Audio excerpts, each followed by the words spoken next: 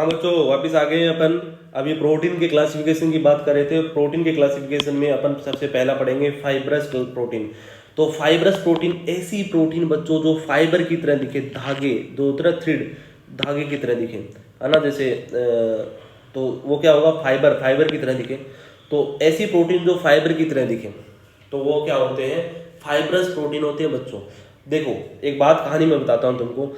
मान के चलो, जब बहुत सारे अमीनो एसिड आपस में जुड़ेंगे तो एक चेन बनेगी। किसकी बनेगी? पॉलीपेप्टाइड की चेन बनेगी, ठीक है ना। मान के चलो ये एक पॉलीपेप्टाइड की चेन है, ये रही जो मैंने बना रखी है, ये पॉलीपेप्टाइड की चेन है। पॉलीपेप्टाइड 1 नंबर चेन है, और ये दूसरी मैंने बनाई है पॉलीपेप्टाइड 2 नंबर चेन है। इसके अंदर मान के चलो कितने अमीनो एसिड है, इसके अंदर मान के चलो 52 अमीनो एसिड है, ठीक है ना। और इसके अंदर मान के चलो 51 अमीनो एसिड है। अब देखो तुम मान के चलो इसके अंदर 52 अमीनो एसिड है, तो 52 अमीनो एसिड को अपन क्या प्रोटीन बोल देंगे? क्या नहीं बोल देंगे।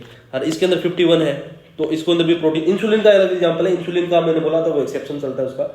मान के चलो इसके अंदर अपन इसके अंदर मान के चलो इसके अंदर 70 है, ऐसे इस नए एग्जाम्पल समझते हैं। इस पॉलीपेप्टाइड के अंदर कितने हैं? 70 अमीनो एसिड है। तो क्या इसको प्रोटीन बोलना सही बात है? नहीं। इसके अंदर मान के चलो कितने हैं, इसके अंदर 40 है। इसके अंदर कितने?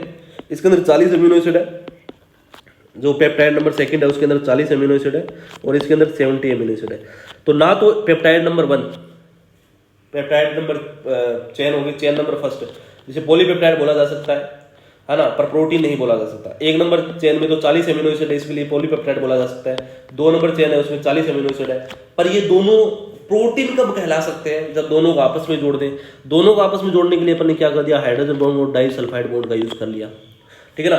तो प्रोटीन के या अमीनो एसिड के आपस में हाइड्रोजन बॉन्ड आपस में जुड़ जाएंगे ऐसे, ठीक है ना।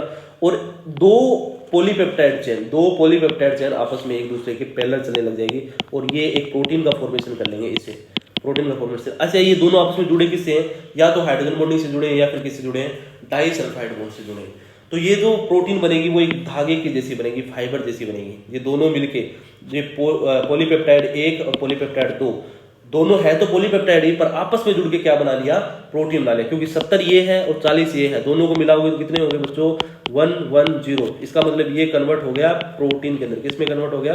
प्रोटीन के अंदर। ये बहुत सिंपल सी बात समझ में आनी चाहिए तुमको। इसका मतलब ये प्रोटीन में कन्वर्ट हो गया। पहले ये पॉलीपेप्टाइड था, अब ये प्रोटीन है। पर ये प्रोटीन में कन्वर्ट करने के लिए कौन जिम्मेदार है? ये हाइड्रोजन बॉन्ड और ये डाइसल्फाइड बॉन्ड जिम्मेदार है। वाटर के अंदर ये क्या हो जाएगा? इनसोल्यूबल हो जाएगा, इनसोल्यूबल इन वाटर, ठीक है ना।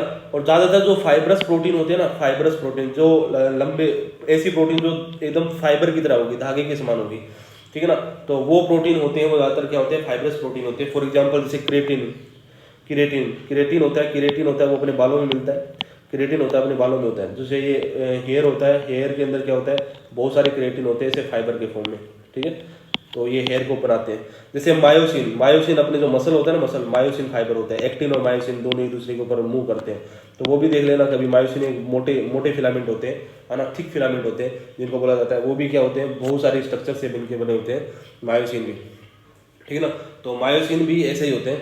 तो मायोसिन की बातें करें तो तुम्हें पता होगा ना अच्छे से मायोसिन कैसे बनते हैं, ठीक है।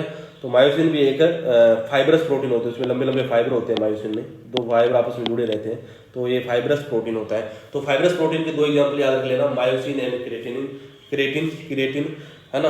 और ये वास्तव में क्या होता है, कैसे बनेंगे फाइब्रस प्रोटीन? 2 पॉलीपेप्टाइड चेन आपस में जुड़ जाएगी, run parallel, held together by the hydrogen bond and disulphide bond. सही बात है। ये हो गया अपना फाइब्रस प्रोटीन। और इसके बाद में बात करेंगे अपन ग्लोबुलर प्रोटीन की बात करेंगे। किसकी बात करेंगे? ग्लोबुलर प्रोटीन की बात करेंगे। अभी के लिए बस इतना ही, बाकी बातें करेंगे ब्रेक के बाद। धन्यवाद।